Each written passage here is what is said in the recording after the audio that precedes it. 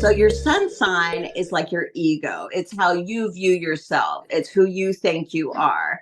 And your moon is your emotions, and it's like your subconscious, how you feel, and your unconscious motivations. Sometimes our motivations are in our conscious mind, but other times we don't really know why we do what we do. And our moon kind of covers that. It's like, why do we feel the way that we do?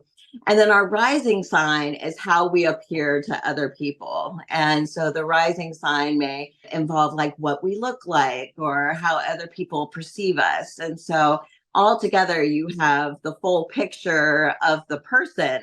Of course, you have the other planets that come into play, but with your sun and moon and rising, they kind of have the whole. It's like who you think you are, how you feel you are, and what others perceive you are.